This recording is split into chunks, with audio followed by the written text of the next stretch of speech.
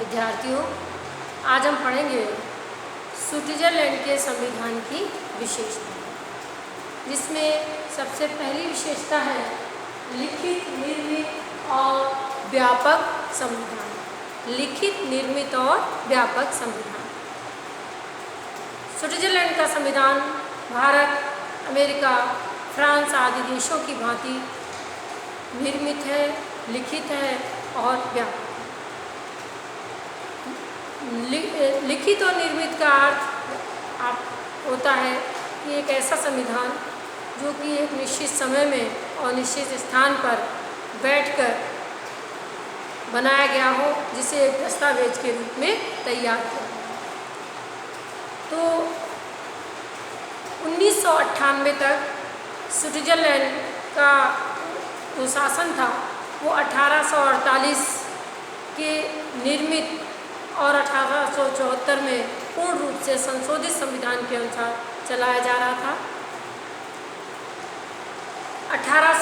1998 में वहाँ पर नया संविधान बना, जिसे 1999 में लागू किया गया और वर्तमान में स्विट्जरलैंड की शासन व्यवस्था इसी संविधान के अनुसार संचालित हो रही है। जो वर्तमान संविधान जो कि 1999 में लागू हुआ, वो 1848 और 1874 में पूर्ण रूप से संशोधित संविधान की तुलना में व्यापक संविधान है। 1848 में निर्मित संविधान में 123 धाराएं और 3 अध्याय थे। वर्तमान संविधान में 195 धाराएं और 4 अध्याय।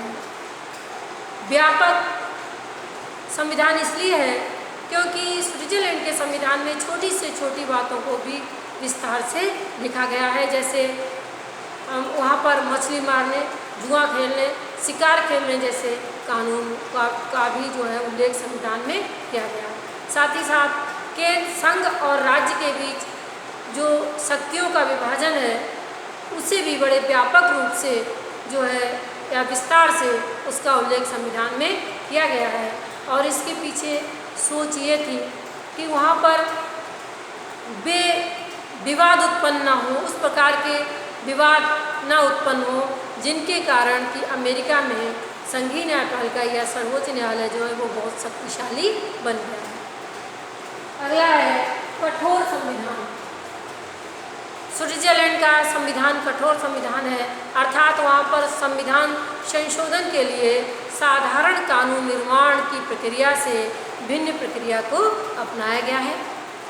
और इस प्रकार से हम कह सकते हैं कि वहाँ का संविधान कठोर संविधान की श्रेणी में आता है। लेकिन वो चूँकि वहाँ पर संघात्मक व्यवस्था को अपनाया गया, इसलिए कठोर संविधान अपनाया जाना जरूरी था।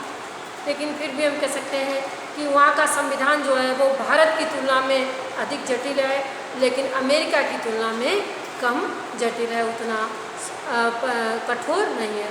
इसका कारण स्विट्जरलैंड के लोगों का स्वभाव है, जो कि उनका जो लचीला स्वभाव है, जिसके कारण वो आसानी से संशोधन करने के लिए तैयार हो जाते हैं।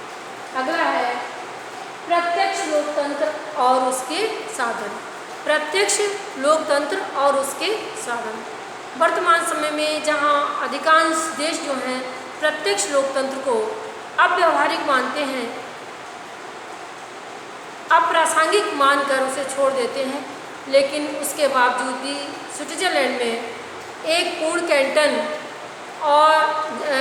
पूर्ण कैंटन ग्लेरस और 4 अर्ध कैंटन ओबवाल्डेन, निबवाल्डेन, इनर अपेंजल और आउटर अपेंजल, इनमें प्रत्यक्ष लोकतंत्रात्मक शासन व्यवस्था को अपनाया गया है।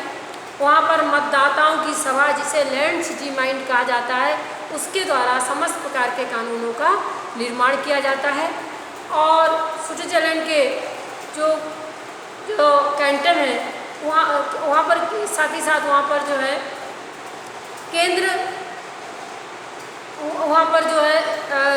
केंद्र और राज्य के स्तरों पर प्रत्यक्ष लोकतंत्र के जो अभिकरण हैं या साधन हैं, जैसे जनमत संग्रह और आरंभक लोक निर्णय और आरंभक जैसे लोकतंत्रात्मक साधनों को, प्रत्यक्ष लोकतंत्र के जो उपकरण कहे जाते हैं उनको अपनाया गया है, जिसके कारण हम कह सकते हैं वहाँ पर प्रत्यक्ष प्रजातंत्र पाया जाता है। वहाँ पर इसीलिए जो स्विट्जरलैंड है वो अन्य देशों की तुलना में अधिक प्रजातंत्रात्मक राज्य कहलाता है।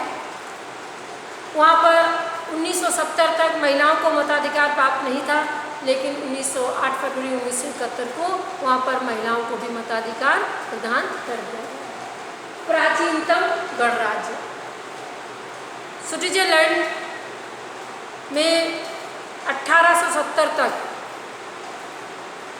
हंसा टाउन और सान मैरिनो जैसे कम महत्वपूर्ण गणराज्यों को छोड़कर पूरे यूरोप में स्विट्जरलैंड एक ऐसा राज्य था जहां गणतंत्रात्मक शासन व्यवस्था पाई जाती थी। उस समय एशिया और यूरोप के सभी देशों में निरंकुश राजतंत्रात्मक शासन था, लेकिन स्विट्जरलैंड ही एक ऐसा शासन था जहां पर गणतंत्रात्मक व्यवस्थाएं थी और स्विट्जरलैंड के जो कैंटन थे वहां पर भी सब जगह गणतंत्रात्मक शासन व्यवस्थाएं स्थापित थी या उनके अनुसार शासन संचालन किया जा रहा था। इसलिए स्विट्जरलैंड प्राचीनतम गणराज्य कहलाता है।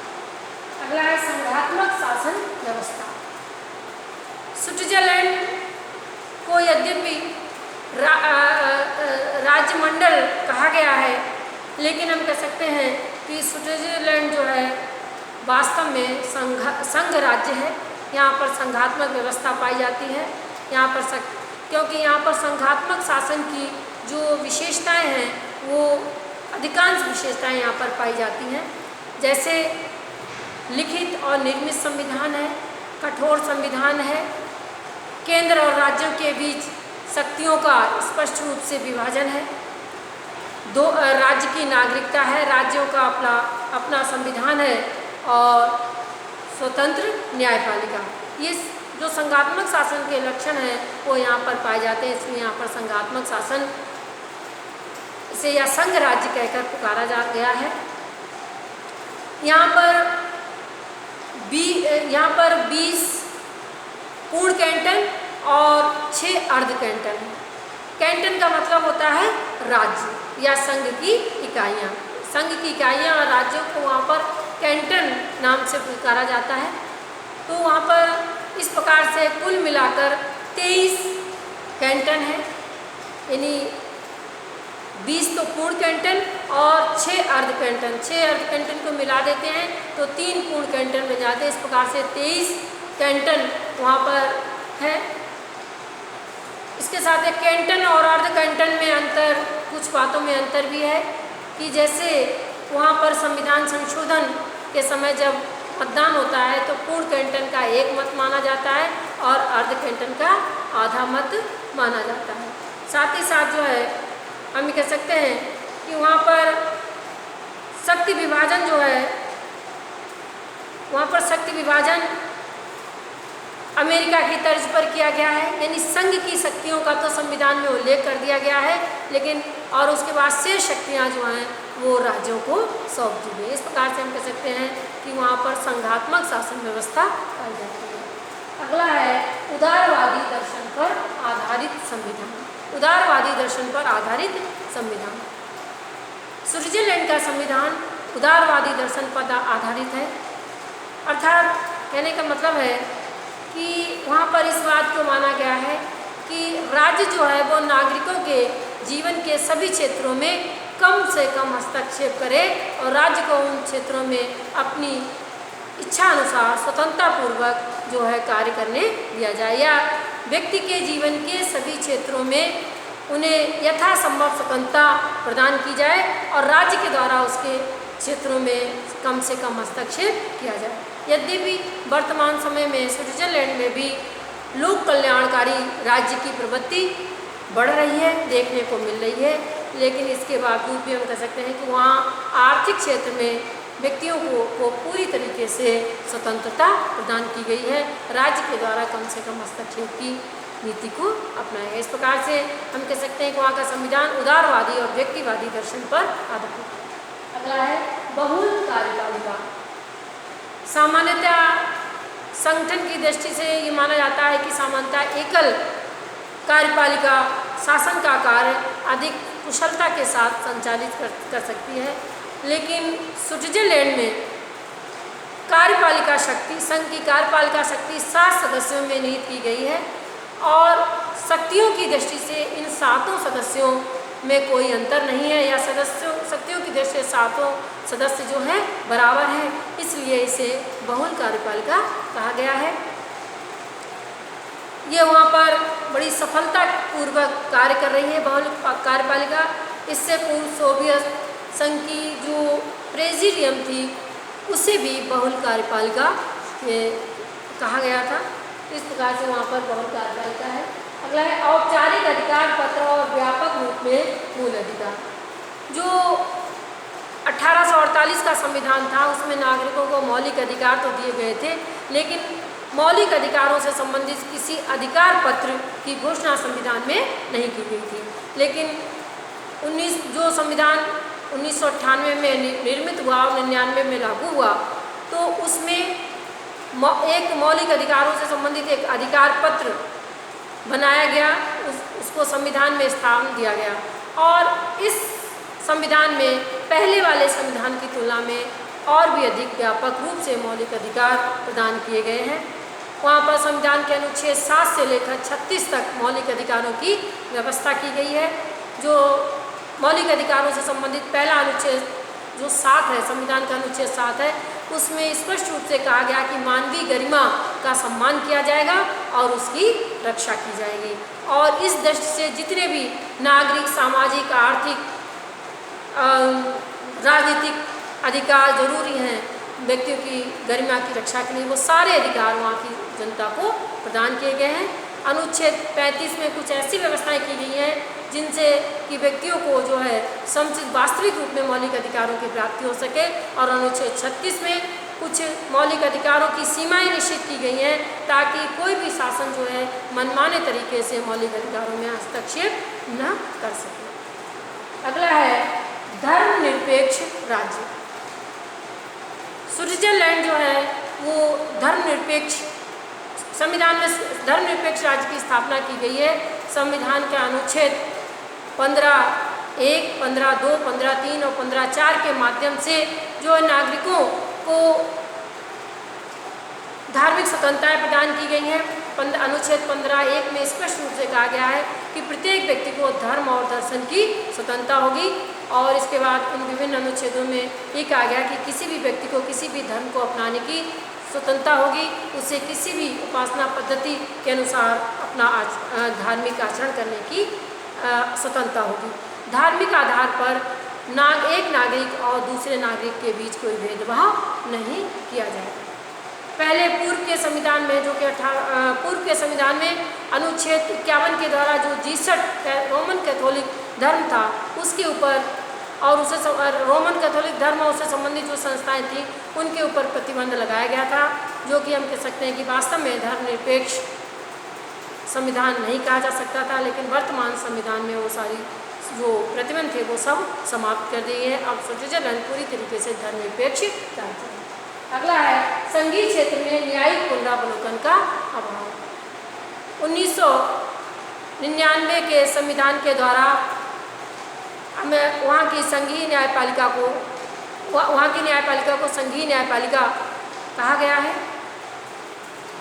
वहाँ के सर्वोच्च न्यायालय को संघीय न्यायपालिका की संज्ञा दी गई है, लेकिन जो वहाँ पर ये कहा गया है कि सर्वोच्च न्यायालय को या संघीय न्यायपालिका को राज्य के कानून, राज्य की विधायिकाओं के द्वारा निर्मित कानून और वहाँ के जो प्रशासनिक आदेश हैं उनकी संवैधानिकता की जांच करने का अधिकार होगा, और यदि वो संविधान के विरुद्ध हैं तो वो उन्हें अवैध घोषित कर सकते हैं। और लेकिन जो संघीय कानून है, संघीय संसद के द्वारा बनाए गए कानून और उसके आधार पर संघीय सरकार के द्वारा जारी किए गए आदेशों को अवैध घोषित करने का अधिकार जो है न्यायपालिका के पास नहीं है, सर्वोच्च न्यायालय के पास नहीं है। तो इस प्रकार से हम कह सकते हैं कि न्यायिक पुनरावलोकन का अधिकार संघीय मामलों में सर्वोच्च न्यायालय के पास नहीं है, वो सिर्फ राज्य के मामलों में न्यायिक पुनरावलोकन के अधिकार का प्रयोग कर सकती है। वहाँ पर संविधान की व्याख्या का अधिकार या उसकी रक्षा का अधिकार सर्वोच्च न्यायालय को न देकर ये अधिकार वहाँ की जनता को प्रदान किया गया है और वहाँ की जनता जनमत संग्रह के माध्यम से किसी भी कानून को अवैध घोषित कर सकती है। अगला है बहुभाषाभाषी राज्य। बहुभाषाभाषी राज्य का मतलब है कि वहाँ पर स्विट्जरलैंड में 74% लोग जर्मन भाषा बोलते हैं, 20% लोग जो हैं वहाँ पर फ्रेंच भाषा बोलते हैं और 5% लोग इटालियन भाषा बोलते हैं और 1% लोग जो हैं रोमांच भाषा बोलते हैं। और वहाँ पर इन चारों भाषाओं को राजकाज की भाषा घोषित किया गया है, राजकाज की भाषा का दर्जा दिया गया है। वहाँ पर नवीन संविधान के द्वारा जो पहले की परंपरा चली आ रही थी उसी को स्वीकार कर लिया गया है, यानी नवीन संविधान के द्वारा इन चारों भाषाओं को जो है राजभाषा का दर्जा दिया गया है। इस प्रकार से हम कह सकते हैं कि स्विट्जरलैंड बहुभाषाभाषी वाला राज्य है। प्रशासनिक कानून पर आधारित राज्य। स्विट्जरलैंड में प्रशासनिक कानून और प्रशासनिक न्यायालयों की व्यवस्था है, या हम कह सकते हैं कि वहाँ पर जनसाधारण और जो प्रशासनिक अधिकारी हैं उनके लिए अलग अलग कानून है और अलग अलग न्यायालय है। सामान्यतः सभी देशों में, चाहे वो सरकारी अधिकारी हो चाहे सामान्य साधारण नागरिक हो, सभी के लिए एक जैसा कानून होता है और एक जैसे न्यायालय होते हैं। लेकिन स्विट्जरलैंड में जो है ऐसा नहीं है। वहाँ पर साधारण नागरिक और प्रशासनिक अधिकारी के लिए अलग अलग कानून और अलग अलग न्यायालय हैं। और सामान्यतः हम कह सकते हैं कि जैसे ब्रिटेन के कई लेखक और डायसी जैसे विचारक इस प्रकार की व्यवस्थाओं को नागरिक अधिकारों के ऊपर, नागरिक जो स्वतंत्रताएँ हैं उनके ऊपर, उनके अधिकारों के ऊपर एक आघात मानते हैं। लेकिन हम कह सकते हैं कि यदि न्यायाधीश निष्पक्ष है तो इस व्यवस्था को अच्छी प्रकार से संचालित किया जा सकता है और इस व्यवस्था के दोषों को दूर किया जा सकता है।